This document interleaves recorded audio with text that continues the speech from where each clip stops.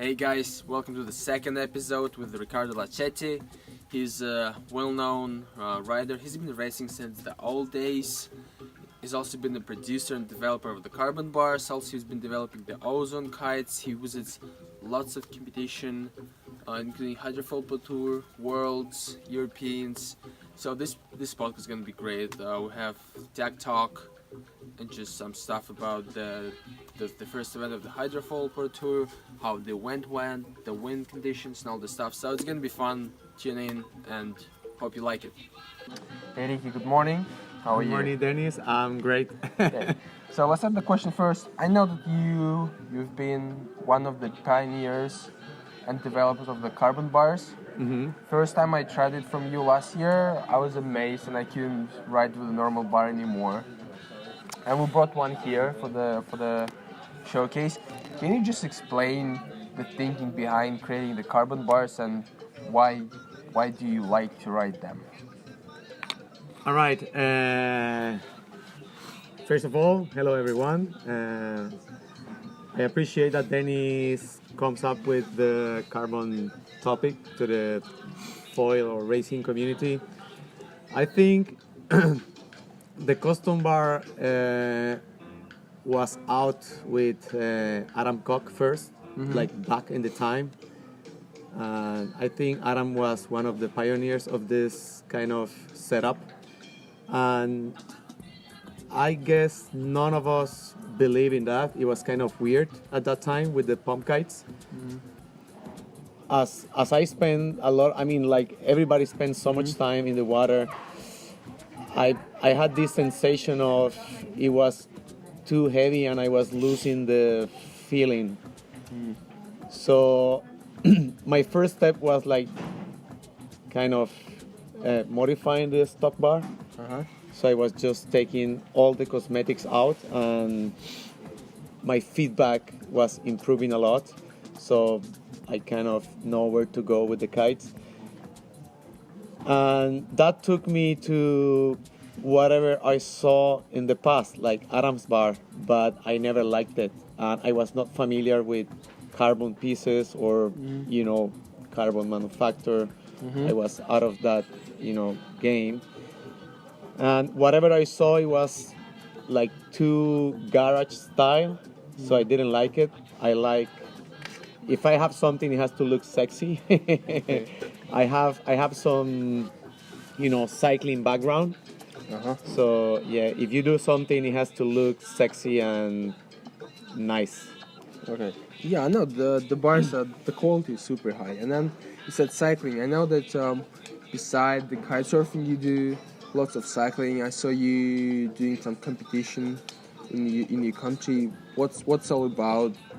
Why do you do cycling? Why do you like it? And Well, cycling has been in my life forever. Like, it was my first love. So yeah, I've never stopped cycling, and it's been like 8 or 9 seasons for me out racing. And in the last 2 years, I've been bringing the bike with me everywhere I go. So maybe the racing fleet has noticed that I'm, crazy with the bike, but it's been forever. Okay.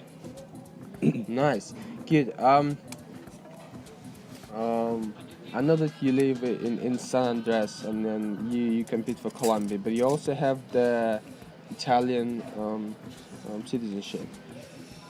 And then in terms of approaching 2020 Olympic Games, would you rather compete for Colombia or for Italy? What's the case? Well, I've been riding under the Italian flag for quite a while, and I think it will remain like that. But let's see. At the point we have to sit down with the federations. Let's see where to go. But wherever I go, I just do my best. Are you getting any support from the either of the sailing federations in terms of kite surfing? Well, not at all.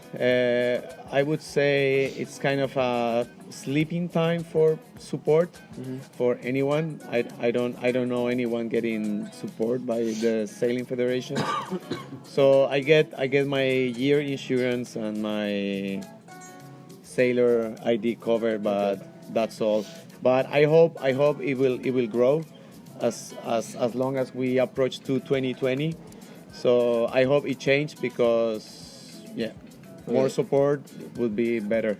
And then in future, do you have plans to create maybe base? We say kitesurfing goes to the Olympics, and then SAG Federation asks you to create the national team to prepare the young riders for 2024 or 2028 Olympic Games. Did you ever consider this idea of creating the national team? Well, at the moment I'm 35, and yes, I would like to be involved anyhow into the 2020 whatever it is. At the moment I'm still competitive. Besides yesterday that I was swimming.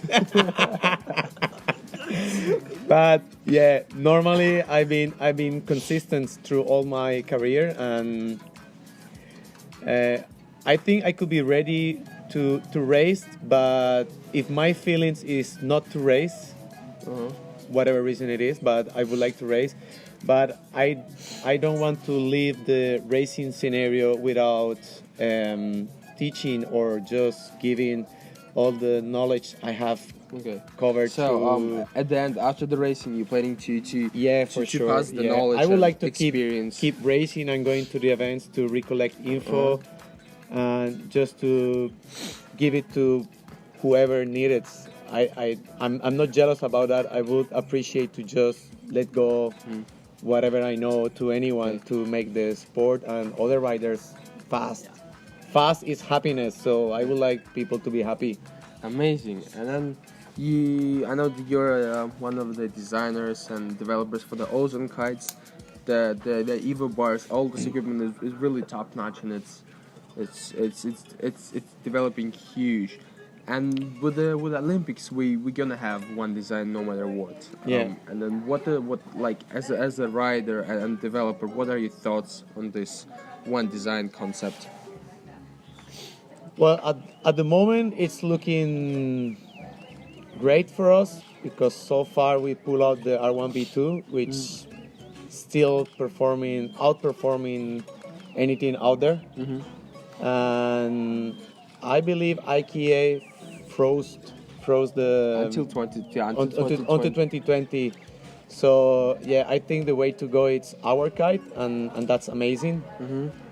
And we still developing, new things to be able to keep this outperformance pace out there. And we never stop. I mean, it's been like a hard work. When we finished the R1B2, we kept working so hard, and we will pull up something better. Nice. Okay. And then yesterday was the really light wind conditions here in Aventana.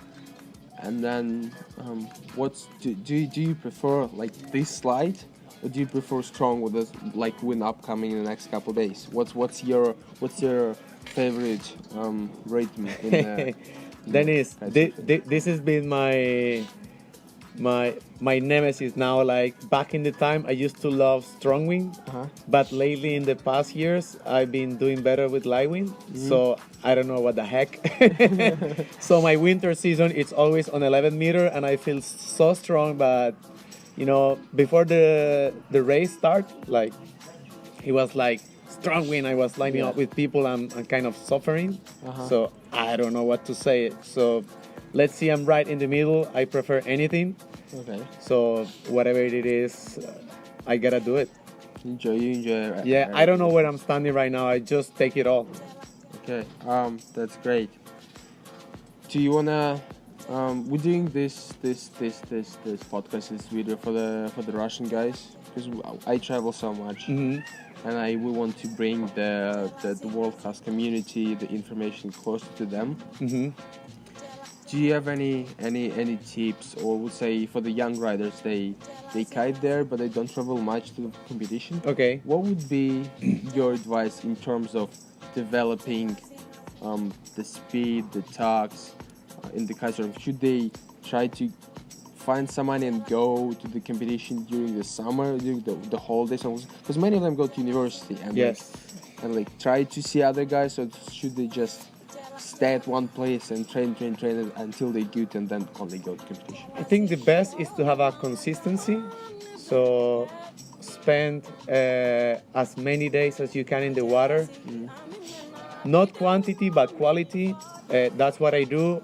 I at least give myself like 20 minutes, half an hour out in the water. It's possible.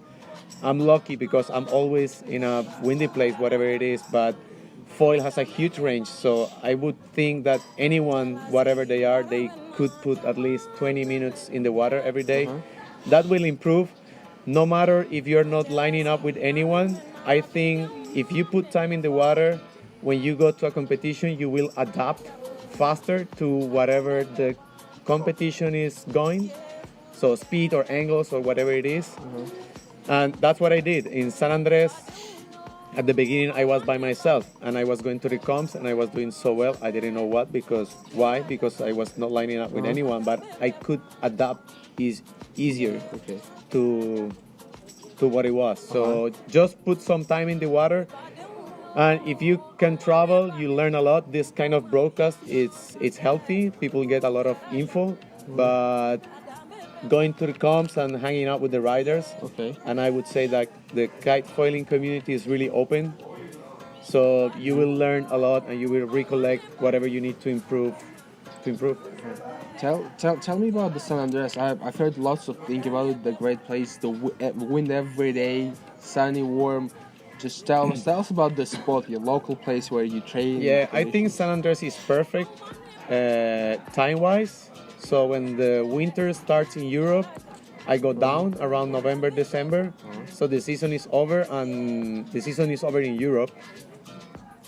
And I get the season started down there, and it's like every day windy, like 24/7. So I can do many other things as sport preparation, and then you go kiting 20 minutes to keep your, feelings fresh.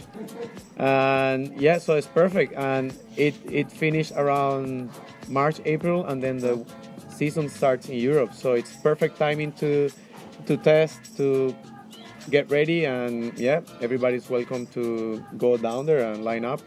Okay, amazing.